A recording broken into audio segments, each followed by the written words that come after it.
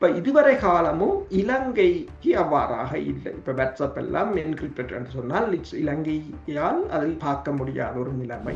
ரஷ்யாவுடன் பேசுகிறார்கள், போகிறார்கள், கை கொடுக்கிறார்கள். ஆனால் சந்தர்ப்பம் வரும்போது, தனக்கு சந்தர்ப்பம் வந்தால் அமெரிக்கா போட்டு தள்ளிட்டு போய்கொண்டே இதுதான் சீனா ஒதுக்கி இருந்தது. அதில் இதுவரை கொடுக்கப்பட்டது $500 மில்லியன். அதுல கொடுக்கப்பட்டது $51 மில்லியன். மிச்சத்தை இலங்கை அரசாங்கம் போன வருஷத்தின் பிற்பகுதியிலிருந்து கேட்டுக்கொண்டிருக்கு. இந்த டிட்பா புயல் நீங்க பார்க்கலாம். சீனா பெருசாக இலங்கைக்கு பெருசாக உதவியை செய்ய முன்வரவில்லை. இப்ப சீனா தன்னுடைய மெதுவா பேக்கப் பண்ணுது என்று சொன்னால் அதுல அமெரிக்கா அங்க பலமாக வருகிறது என்றுதான் அதன் அர்த்தம். அரசியலில் நகர்த்தப்படும் காய்கள், திரை மறைவில் நடக்கும் ரகசிய பீரங்கள், உலகத் தமிழர் அறிந்தேயாக வேண்டிய உண்மைகளை தேடி ஒரு உடறுப்பு.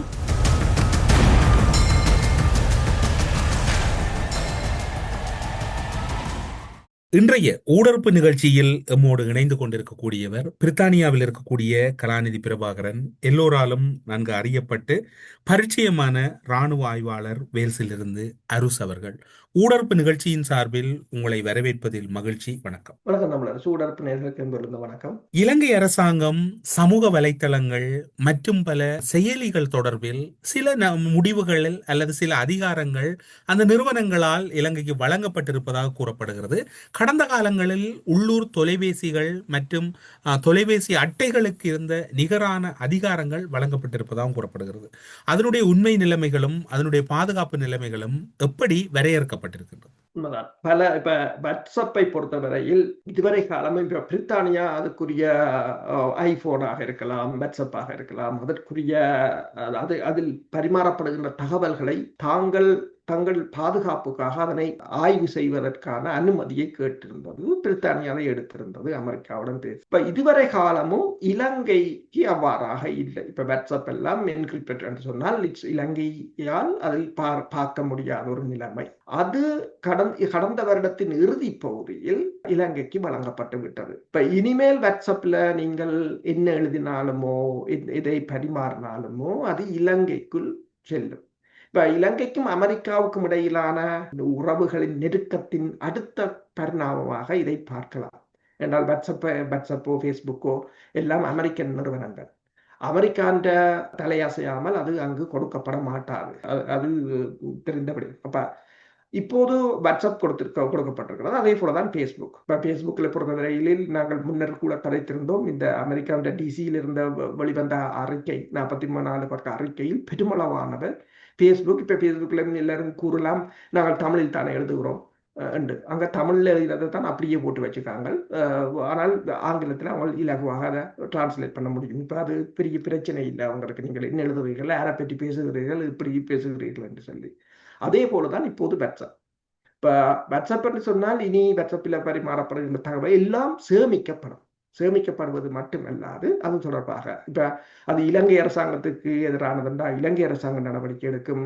இல்லை என்று சொன்னால் அமெரிக்காவுக்கு எதிரானது என்று சொன்னால் அடுத்த தடவை நீங்கள் அமெரிக்காவுக்கு விசா எடுக்கும் போது அது தொடர்பாக அங்கு அவர்களுக்கு இலகுவாகவே அதை எடுக்க முடியும். என்று சொன்னால் 5 வருடத்துக்கு உங்கள் சமூக வலைத்தளத்தின் செயற்பாடுகள் அவங்களுக்கு சமர்ப்பிக்க வேண்டும் என்று கூறப்பட்டிருக்கின்றது. அடுத்ததாக நீங்கள் பார்த்தீர்கள் என்று சொன்னால் இதில் அமெரிக்காவுக்கும் இந்தியாவுக்கும் இடையிலான பிரச்சனை. நாங்கள் ஒரு சாரார் இந்தியாவின் அமைச்சர்களாகவும் பாதுகாப்பு அமைச்சர்களாகவும் இருக்கிறார்கள், ஒரு சாரார் அமெரிக்காவின்டே இருக்கிறார்கள். அது வேறுபடியா. ஆனால் பிரச்சனை என்னன்னு சொன்னால் இரு நாடுகளுக்கும் இடையிலான பிரச்சனைகள் வரும் போது இதில் இரு நாடுகளும் நடவடிக்கை எடுக்கக்கூடியதாகத்தான் இருக்கும். ஏண்டா பூகோள அரசியல் என்பது இதுதான். பூகோள அரசியல் என்பது அது எந்த நேரம் டைனமிக் சேஞ்ச், எப்பவும் மாறிக்கொண்டிருக்கும். இன்றைக்கு நண்பர்களாக இருப்பார், நாளைக்கு எதிரிகளாக இருப்பார். அவரும் வேறு நண்பர் தானே என்று விட்டு நாங்கள் இவருக்காக அவரை டிபெண்ட் பண்ணி கொண்டிருந்தால் எல்லாம் இப்ப அமெரிக்காவை பொறுத்தவரை உங்களுக்கு தெரியும், ஒரு தடவைகள் முடிவெடுத்து விட்டால் முடிவெடுத்ததாகத்தான் இருக்கும். சில சமயங்களில் இப்ப ரஷ்யாவுடனான அமெரிக்காவின் உறவுகளை பாருங்கள். ரஷ்யாவுடன் பேசுகிறார்கள், போகிறார்கள், கை கொடுக்கிறார்கள். ஆனால் சந்தர்ப்பம் வரும்போது, தனக்கு சந்தர்ப்பம் வந்தால் அமெரிக்கா போட்டு தள்ளிட்டு போய்கொண்டே இதுதான் இருக்கு. ஏன்னா அமெரிக்கான குணம் அப்படித்தான், அவ்வாறுதான் இருக்கு. இப்ப இலங்கைக்கு இப்போது கொடுக்கப்பட்டது, இது இலங்கை அரசாங்கம் தான் கேட்டு வாங்கி இருக்கிறது. அமெரிக்கா அதை கொடுத்ததுக்குரிய காரணம் அமெரிக்காவுக்கும் இலங்கை அரசாங்கத்துக்கும் இடையிலான ஒரு நெருக்கம் அடுத்த ஒரு கட்டமாகத்தான் அதை பார்க்கலாம். நீங்கள் கூறுகின்றபடி பார்த்தால் இனி இலங்கை அரசாங்கம் இந்த விடயங்களை நேரடியாக கையாள்வதுடன் அந்த விடயங்கள் தொடர்பில் தரவுகளை எடுத்து நடவடிக்கை எடுப்பதற்கு வாய்ப்புகள் இருக்கின்றது. உண்மைதான். என்னென்று சொன்னால் இதுவரை காலமும் வாட்ஸ்அப்ல என்ன எழுதுகிறார்கள், என்ன ஃபார்வர்ட் பண்ணுகிறார்கள், யார் யார் என்னன்றது இலங்கை அரசாங்கத்துக்கு தெரியாத ஒரு நிலைமை. அப்படி தெரிய வேண்டும் என்றாலும் அவர்கள் மிக முக்கியமானதை இன்டர்போலோட அல்லது அமெரிக்காவின் நிறுவனங்களோடைய கேட்டுத்தான் பெற வேண்டும். இனி அவ்வாறு இல்லை. இலங்கை அரசே எல்லாவற்றையும் மானிட்டர் பண்ணலாம். அந்த இதை இலங்கைக்கு கொடுத்திருக்கிறார்கள். அப்ப அது இலங்கை கொடுத்திருக்காங்கன்னா இலங்கை அதை தனது பாதுகாப்பு தொடர்பாகவோ அல்லது நாட்டுக்கு அச்சுறுத்தல் என்றோ யாரை அல்லது எல்லோரையும் அதை மானிட்டர் பண்ணக்கூடியதான் இருக்கும். இப்ப இதில் எங்கள் தமிழ் மக்களை பொறுத்தவரை இவ்வளவு பேருக்கு இது தெரியுமோ தெரியாது. இவ்வளவு பேர் இந்த வாட்ஸ்அப்பை பயன்படுத்தும் போது அதில் என்னென்று எழுதுகிறோம், எதை போடுகிறோம் என்று யோசித்து செய்கிறார்களோ தெரியாது. இந்த கடந்த வருடத்தின் இறுதி பகுதியிலிருந்து இலங்கை அதனை செய்யலாம். அப்ப இலங்கை எவ்வளவு வினைத்துறோம் செய்கிறதோ தெரியாது, ஆனால் சேமித்தும் வைக்கலாம். அதுதான் அந்த பிரச்சனை. நீங்கள் கூறுகின்ற விடயத்தை பார்க்கின்ற போது அமெரிக்காவுக்கு மிகவும் நெருக்கத்துக்குரிய அல்லது நம்பிக்கைக்குரிய ஒரு அரசாக இலங்கை அரசு மாறிவிட்டதா அல்லது மாற்றி விட்டார்களா அல்லது அவ்வாறான ஒரு செயற்பாடு இல்லையா? உண்மைதான். என்று சொன்னால் இப்ப உங்களுக்கு தெரியும் டில்வின் சில்வாண்ட பெருசாக அவருடைய வெளியில் அவருடைய பிரசன்னம் சரியாக குறைக்கப்பட்டு விட்டது.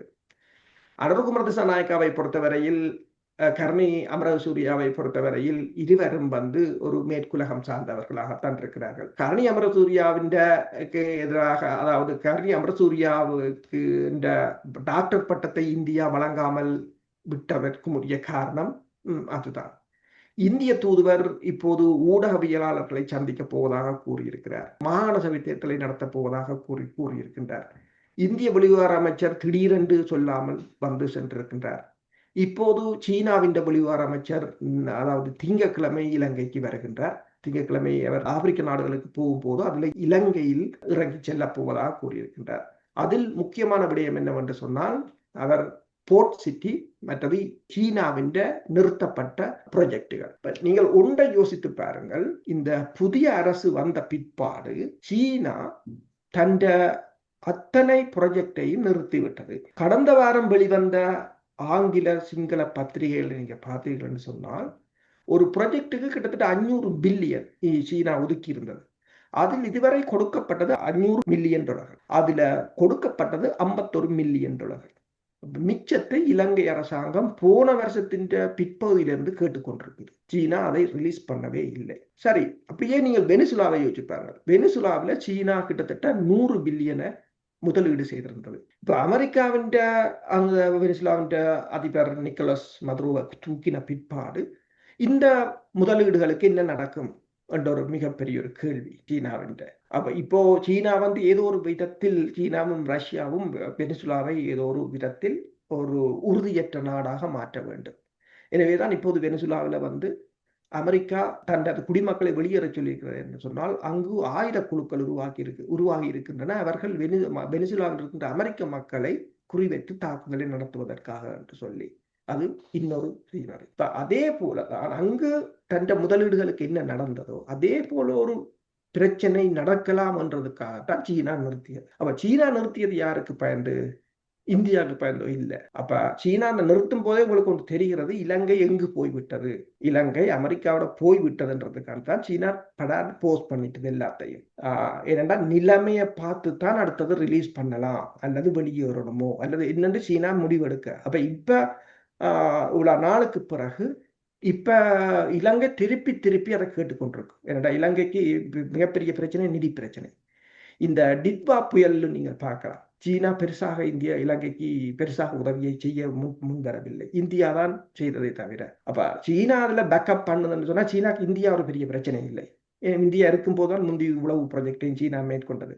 இப்ப சீனா தன்னைய மெதுவா பேக்கப் பண்ணுது என்று சொன்னால் அதுல அமெரிக்கா அங்க பலமாக வருகிறது என்றுதான் அதன் அர்த்தம். அந்த பலத்தின் ஒரு அமெரிக்காவின் அந்த வலுவான கால் ஒன்று அடுத்த ஒரு பரிணாமமாகத்தான் இந்த வாட்ஸ்அப் உரிமையை அதை அதில் வருகின்ற செய்திகளை, தகவல்களை, வீடியோக்களாக இருக்கலாம், என்னவாக இருக்கலாம், டவுன்லோட் பண்ணவோ அதனை பார்க்கவோ அதை சேமிக்கவோ இலங்கை அரசாங்கத்துக்கு பூரண அதிகாரம் வழங்கப்பட்டிருக்கு. இலங்கையில் தனது பதவிக்காலத்தை நிறைவு செய்து வெளியேறவுள்ள அமெரிக்காவின் தூதுவர் யூலி சங் அவர்கள் அண்மையில் பாதுகாப்பு செயலாளர் ஏர்வைஸ் மார்ஷல் சம்பத் துயங்கொடவை சந்தித்திருந்தார். பாதுகாப்பு அமைச்சின் பிரியாவடை நிமித்தமாக சந்தித்திருந்தார். அதில் அமெரிக்க தூதரகத்தின் பாதுகாப்பு ஆலோசகரும் அதில் உடனிருந்ததாக கூறப்படுகிறது. இப்போது இருக்கக்கூடிய வினா என்னவென்று சொன்னால், கடந்த காலங்களில் நடைமுறை அடிப்படையிலும் சரி அல்லது அங்கிருக்கக்கூடிய ராஜதந்திர ஒழுங்குமுறைகளிலும் சரி தூதுவர் ஜனாதிபதியுடன் விடைபெற்றுக் கொள்வது, வெளியுறவு அமைச்சுடன் விடைபெற்றுக் கொள்ளுகின்ற ஒரு போக்கு இருந்தது. ஆனால் வழமைக்கு மாறாக பாதுகாப்பு அமைச்சு வரையும் சென்று பாதுகாப்பு அமைச்சின் செயலாளரை தன்னுடைய தூதரகத்தின் பாதுகாப்பு ஆலோசகர் அடங்கலாக சென்று சந்தித்து திரும்பியமை ஒரு சாதாரண நடைமுறையாக எடுத்துக்கொள்வதா அல்லது புரோட்டோகால் அப்படியான ஏற்பாடுகள் இருக்கின்றன? அதுதான் நான் முன்னரும் கூறியிருந்தேன். அமெரிக்காவின் பென்டகன் போர்த்துறை அமைச்சகமாக மாறி இருக்கின்றது. செயலாளர் போர்த்துறை அமைச்சர், அதாவது போரான ஒரு நிலையில் தான் இருக்கின்றது. இப்போது தூதுவர்கள் எல்லாம் அந்த போர்த்துறை அமைச்சகத்தின் ஒரு தளபதிகளாகத்தான் இருக்கிறார்கள்.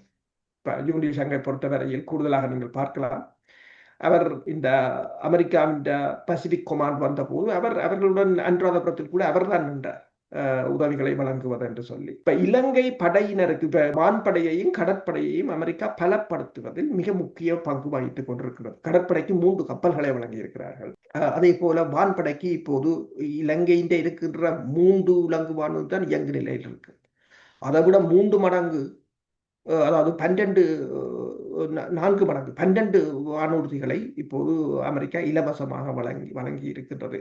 இப்ப படைத்துறை ரீதியாக அண்மையில் அந்த இலங்கை அரசாங்கம் தனது நாடாளுமன்றத்தில் இதுவரையில் சமர்ப்பிக்கப்படாத அந்த உடன்பாடு கூட படைத்துறை உடன்பாடாகத்தான் இருக்கலாம்.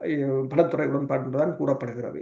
அதில் இருதரப்பு வர்த்தகம் நலன்கள் தொடர்பாக பேசினாலும் படைத்துறை ரீதியாகத்தான் இருக்கின்றது. அடுத்ததாக எரிக் மேயர் வரும்போது கூட அவர் கூறியது ஒன்றுதான், கடற்படை பாதுகாப்பு, கடற்பாதுகாப்பு, துறைமுகங்கள், இலங்கையின் துறைமுகங்கள் உறுதிப்படுத்துவது. யூலி சங் கொழும்பு துறைமுகத்துக்கும் போயிருந்தார். போறதுக்கு முதல் போய் அதில் கொழும்பு துறைமுகத்தின் அபிவிருத்தியையும் அதன் செயற்பாட்டையும் அமெரிக்கா பொறுப்பெடுக்கும் என்று கூறியிருந்தார். அதே போலதான் பாதுகாப்பு தரப்பையும் போயிருக்கிறார். இலங்கையின் பாதுகாப்பு தரப்பு அமெரிக்காவுக்கு மிக மிக முக்கியமானது ஒன்று. சீனாவின் அதாவது என்னென்று சொன்னால் ஒரு இன்டர்செப்டராக இருக்கலாம். சீனா ஏன் ஆய்வு கப்பல்களை இலங்கைக்கு கொண்டு வந்தது அடிக்கடி என்று சொன்னால், சீனா இலங்கையை ஒரு ஏவுகணைகளை இடைமறைக்கும் ஒரு தளமாகத்தான் சீனா பார்க்கின்றது.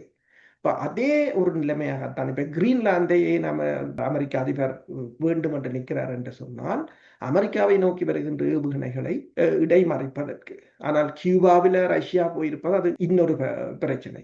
அப்ப அதே போலதான் இலங்கையிலும் சீனா தனது இடைமறைப்பான்களை நிறுத்துவதற்கு சீனா தான் அதை முதல் கையகப்படுத்த நினைத்திருந்தது. இப்போது அமெரிக்கா அதற்கு வந்திருக்கின்றது.